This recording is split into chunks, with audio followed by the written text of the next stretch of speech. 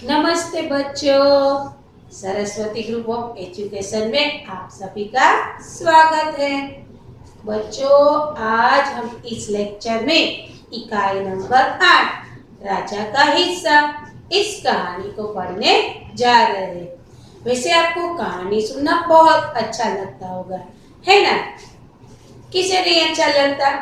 क्योंकि कहानी से हमें बहुत कुछ सीखने को मिलता है। लेकिन इस कहानी को शुरू करने से पहले मैं आपसे कुछ पूछना चाहती हूँ। आपकी दृष्टि में राजा कैसा होना चाहिए? आप कहेंगे कि राजा प्रजावत्सल होना चाहिए, जो प्रजा को अच्छे से समझे, प्रजा की किसी भी चीज को वो अपनी माने और उसका निराकरण करे। यानी कि यदि कोई व्यक्ति उस गांव का किसी प्रकार से मुश्किल में है तो राजा किसी न किसी प्रकार से उसकी सहायता करे। यहाँ पर भी राजा का एकदम अच्छा दृष्टांत दिया गया है कि राजा कैसा होना चाहिए, कि राजा प्रजावत्सल होना चाहिए। प्रजा के प्रति उसके हृदय में बहुत प्रेम होना चाहिए और हर वक्त वो प्रजा के कल्याण की ही सोचे। तो चलो हम अपनी इकाई शुरू करते हैं।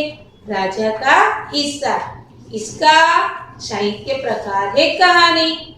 इस कहानी में प्रजावत्सल राजा का वर्णन है। राजा प्रजा की कठिनाइयों में हमेशा उसकी मदद के लिए तत्पर रहते हैं। ऐसा ही राजा हर इंसान को अच्छा लगता है और सभी लोग ऐसे ही राजा का चुनाव करते हैं। तो चलो पहले हम शब्दार्थ देख ले और मुहावरे देख ले। उसके बाद हम अपनी इकाई कहानी प्रारंभ करेंगे। पहले देखते हैं शब्दार्थ। प्रजावत्सल यानी कि प्रजा प्रेमी, स्वयं यानी कि खुद, भ्रमण करना यानी कि घूमना, अत्याचार यानी कि जुल्म, वजह यानी कि कारण, दिक्कत यानी कि परेशानी, शर्मिंदा यानी कि लज्जित, हिस्सा यानी कि भाग, उम्दा यानी कि उत्तम, किष्ट यानी कि प्रकार, प्रताप यानी कि परिणाम, राजकोष यानी कि राजा का खजाना। अब देखते हैं मुहावरे। पता होना यानी कि मालूम होना, आश्चर्य का ठिकाना न रहना यानी कि बहुत आश्चर्य होना। बच्चों, आप इस शब्दार्थ और मुहावरे का स्क्रीनशॉट ले लीजिए, जिससे आपको ये कहानी समझने में आसानी रहेगी और गृह कार्य में भी आप इस शब्दों से परिचित हो जाएंगे तो अपना गृह कार्य अच्छे से कर पाएंगे। अच्छा, आपने स्क्रीनशॉट ले लिया होगा। चलो अब पेज नंबर 52 यानी कि 52 पर हम चलते हैं और अपनी इकाई शुरू करते हैं। राजा भोज बड़े प्रजावत्सल थे। वैसे आपने राजा भोज का नाम सुना भी होगा। वे स्वयं राज्य में घूम घूम कर प्रजा की कठिनाइयों को देखा करते थे और उन्हें यथासंभव दूर किया करते थे। देखो यहाँ पर राजा कैसे है और वह क्या करते, इसकी छोटी सी झलक दे दी है कि राजा भोज कैसे थे, तो कि वो प्रजा प्रेमी थे और वो क्या करते थे, तो पूरे राज्य में घूम घूम कर वो सभी प्रजाओं की कठिनाइयों को देखते, उसको समझते और उससे जितना भी हो सकता है वो खुद इस कठिनाइयों को दूर करने की कोशिश करते। एक दिन राजा अपनी रानी के साथ रथ पर सवार होकर राज्य का भ्रमण कर रहे थे। भ्रमण करना यानी कि घूमना। राजा भोज अपनी बेगम यानी कि रानी के साथ किस पर सवार होकर जा रहे थे, रथ पर सवार होकर पूरे राज्य पर घूम रहे थे। वे राजधानी से बहुत दूर निकल गए।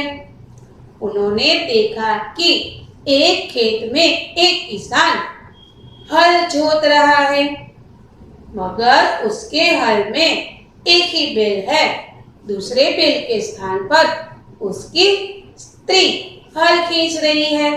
देखिए, जब राजा अपनी रानी के साथ राज्य के भ्रमण के लिए निकले थे, तब वो राजधानी से थोड़ी दूर निकल गए। तब उन्होंने एक दृश्य देखा कि एक किसान क्या कर रहा है। तो वो खेत में हल जोत रहा है, लेकिन हल में एक ही बैल है और दूसरे बैल की जगह उसकी स्वयं की पत्नी हल खींच रही है। ये दृश्य देखकर अब क्या हुआ होगा, देखिए आगे। राजा भोज ने रथ रोका और किसान के पास जाकर कहा, भले आदमी, तुम यहाँ क्या कर रहे हो? भला कोई स्त्री को हल में जोतता है? इतना अत्याचार! देखो, राजा भोले इस दृश्य को देखकर उस किसान से कहते कि तुम भले आदमी, तुम अपनी स्त्री पर इतना अत्याचार क्यों कर रहे हो? क्या हल में कभी स्त्री को जोता जाता है? अब देखिए क्या होता है आगे। मेरा एक बैल मर गया है और दूसरा बैल खरीदने के लिए मेरे पास धन नहीं है। अगर खेत जोतूं तो मैं खाऊंगा क्या? कहकर किसान पुनः अपने कार्य में लग गया। देखो, किसान ने क्या उत्तर दिया। राजा ने जो दृश्य देखा, उसी दृश्य के अनुसार उसने किसान से बात की। अब किसान उसका उत्तर देते हुए कहता है कि यदि, देखिए, पहली बात तो यह कि मेरा एक बैल मर चुका है और दूसरा बैल खरीदने के लिए मेरे पास धन नहीं है, यानी कि पैसे नहीं है। और यदि बिना बैल के ऐसे ही बैठा रहूंगा और खेत नहीं जोतूंगा तो मैं खाऊंगा क्या? बिना खेत के तो मुझे कोई धन नहीं मिलने वाला है। यहाँ उसकी विडंबना है, यह किसान की कठिनाइयां है, परेशानी है। अब आगे देखिए, उसे क्या पता था कि उससे बात करने वाला कौन है। राजा ने कहा, अरे भाई, जरा सुनो तो, जो कहना है मेरे साथ चलते चलते कहो, मेरा क्या क्यों रोकते हो? किसान ने कहा। देखो, जो यहाँ पर तीन चीज एक साथ देखने को मिलती है। पहला यह कि राजा प्रजावत्सल है। जैसे ही उसने किसान को देखा, उसके मन में बहुत सारे प्रश्न उठ गए और उसने सोचा कि यह किसान इतनी बेरहमी से अपनी स्त्री को क्यों हल में जोत रहा है। पहली बात यह। दूसरी बात, किसान अपने काम के प्रति कितना लगाव है। देखिए, इतनी बात करते ही वो अपने काम में लग जाता है। राजा उसे पूछते हैं तब भी वो बताता है कि आपको जो बात करनी है मेरे साथ चलते चलते कीजिए, मेरा काम क्यों रोक रहे हैं? उसके अपने कार्य के प्रति लगन देखने को मिलती है। अब तीसरी बात देखिए कि राजा किसान की बात सुनकर वहां से चले नहीं गए। उसने किसान की बात को समझने का और प्रयत्न किया। तो यहाँ पर एक साथ तीन चीज देखने को मिलती है, प्रजा प्रेम, फिर कि किसी कठिनाइयों को यदि प्रजा सामने से उसको सपोर्ट नहीं करे, वैसे उसको पता भी नहीं है किसान को कि यह तो राजा है, लेकिन राजा फिर भी उसके दुख का हिस्सा बनने चाहते हैं और उससे बात करने की कोशिश करते हैं। और तीसरी चीज, किसान का अपने कार्य के प्रति लगाव, कि हम जो कार्य करते हैं उसमें मन लगाकर, जी जान लगाकर कार्य करना चाहिए। देखिए, अब आगे चलते हैं। राजा भोज उसके साथ साथ चलने लगे। अपने काम के प्रति किसान की लगन देखकर राजा भोज बहुत प्रभावित हो गए और वो बोले, बोले आदमी, इस प्रकार तुम्हारी पत्नी तो थक जाएगी और थकावट के कारण दूसरा कोई भी कार्य नहीं कर पाएगी। किसान बोला, तो फिर तुम ही बताओ मैं क्या करूं? देखो, फिर से प्रजावत्सल राजा है, इसीलिए उसको किसान का दुख समझ में आता है। उसके साथ चलते एक राजा होते हुए भी वो बिल्कुल अभिमानी नहीं है। वो उस किसान के साथ चलते चलते उसकी बातें भी सुनते हैं और वो किसान को बताते हैं, उसकी पत्नी की पीड़ा वो समझ पाते हैं और बताते हैं कि इस तरह तुम अपनी पत्नी को इस हाल में इस तरह जोतोगे तो बेचारी थक जाएगी और थकावट के कारण और दूसरा कोई कार्य नहीं कर पाएगी। और राजा है ना, वो किसान की इस प्रकार अपने काम के प्रति जो लगन है उससे देखकर भी प्रभावित हो जाते कि मेरे राज्य की प्रजा इतने कार्य में मग्न रहती है, अपने कार्य में वो दिलो जान लगाती है, तो यह बात भी उसके लिए एक अच्छी बात है। चलो अब आगे देखते हैं। राजा ने कहा तुम मेरे साथ चलो, मैं अपना एक बैल तुम्हें दे देता हूँ, मगर इतनी देर मुझे काम रोकना पड़ेगा। मैं जाऊंगा रोकना पड़ेगा। ऐसा है तो आप ही ला दीजिए ना, किसान बोला। देखो, राजा खुद अपना बैल देने के लिए तैयार हो जाते हैं। वो किसान को बताते हैं कि कोई बात नहीं, ऐसा है तो मैं एक अपना बैल तुम्हें दे देता हूँ। यहाँ पर भी किसान देखो अपना काम रोकना नहीं चाहता है। वो बताता है यदि मैं आपके साथ आऊंगा तो मुझे मेरा कार्य रोक देना पड़ेगा। इससे तो अच्छा है कि आप ही मुझे बैल ला कर दीजिए। अच्छा, ऐसा करो, तुम अपनी पत्नी को रथ के पास भेज दो, वह मेरी पत्नी से बैल ले आएगी, तब तक मैं तुम्हारे हल में जोतूंगा। राजा ने कहा। देखियो, यहाँ पर राजा की महानता के दर्शन होते हैं।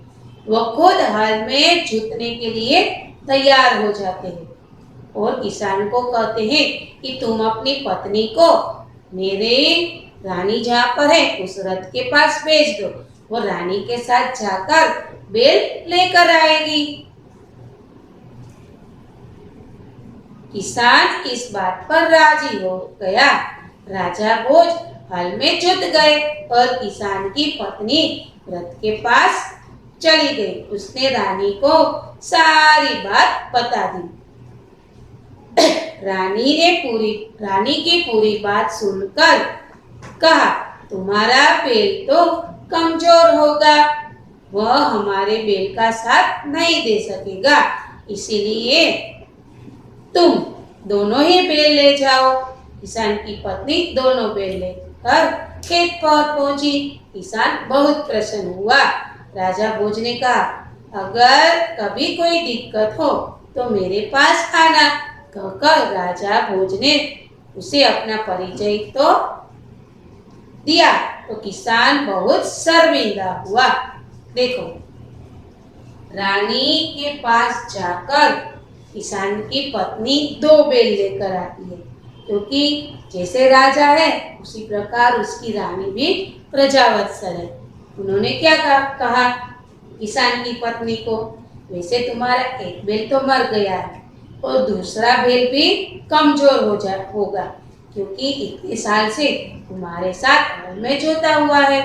इससे अच्छा है कि तुम मेरे दो बैल एक साथ लेकर जाओ, क्योंकि अच्छे से काम होगा, क्योंकि एक कमजोर और एक अच्छा बैल अच्छे से खेत नहीं खेत पाएगा।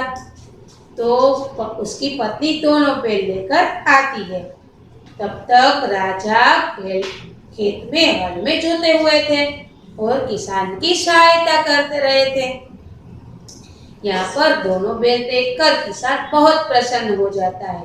राजा भोज जाते जाते कहते हैं किसान से कि यदि तुम्हें किसी प्रकार की दिक्कत है, परेशानी है, तो तुम मेरे पास आकर मुझे बताना। और बाद में वो उसका परिचय देते हैं कि मैं राजा भोज हूँ। यह बात सुनकर किसान शर्मिंदा होता है। चलिए बताइए, किसान क्यों शर्मिंदा हुआ होगा?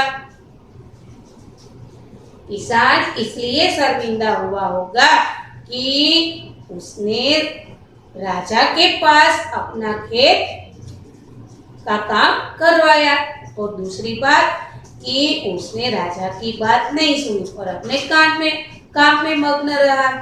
और हो सकता है कि उसको राजा के पास से बेल लेना पड़ा, तो इस बात के लिए भी वो शर्मिंदा हुआ होगा। ठीक है, चलो अब अंतिम पेज में 54 यानी कि 54वें पेज में हम देखते हैं।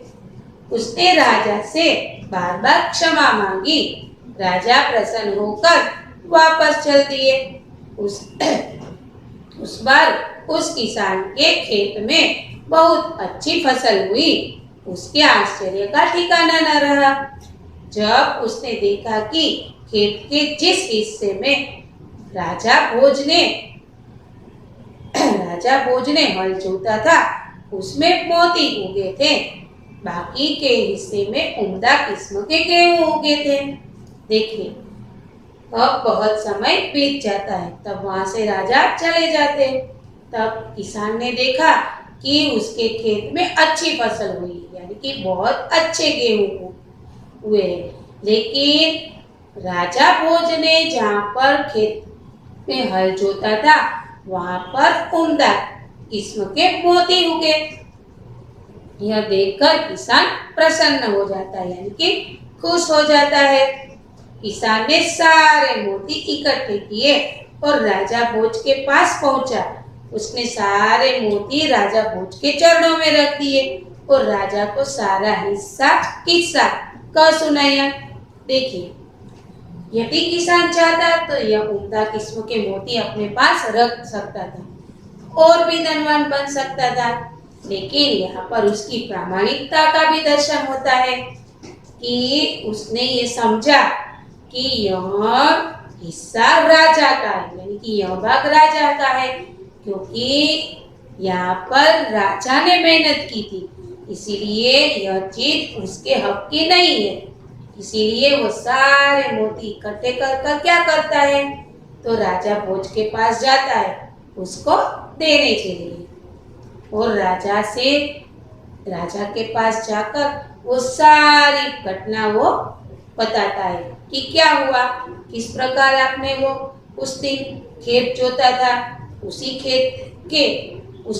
खेत में जो आपने परिश्रम किया था उसी का परिणाम मिला है कि वहां पर मोती उगे हैं। ठीक है, अब आगे देखते हैं। राजा ने कहा, ये मोती तुम्हारे हैं, तुम ही इसे रखो, इस पर तुम्हारा हक है, इनमें तुमने अपने अधिकार में रखो। नहीं महाराज, यह आपके परिश्रम का प्रताप है, इसीलिए मैं इन्हें नहीं ले जाऊंगा। मेरी प्रार्थना है कि आप इन्हें अपने राजकोष में जमा कर दीजिए और गरीबों की भलाई के लिए इस्तेमाल कीजिए। किसान ने प्रार्थना की। किसान की बात सुनकर राजा बहुत प्रसन्न हुए और उन्होंने मोती स्वीकार कर लिए। देखिए, किसान भी वैसे देखा जाए तो जैसा राजा होगा वैसी ही प्रजा होगी। यदि राजा अच्छा होता है तो उसकी प्रजा भी अच्छी ही होती है। यहाँ पर राजा प्रजावत्सल है, प्रजा के दुखों को समझते हैं और हर उसकी कठिनाइयों को दूर करने का स्वयं प्रयास करते हैं। तो उसकी प्रजा भी उसी प्रकार प्रामाणिक, समझदार और मेहनती है, क्योंकि किसान ने बल और हल के साथ मेहनत की। वो अपने काम के प्रति अत्यंत लगाव रखता था। फिर वो यह भी समझता था कि उसकी क्या जिम्मेदारी है, क्योंकि उसने जो मोती उगे वो राजा को दे दिए। क्यों?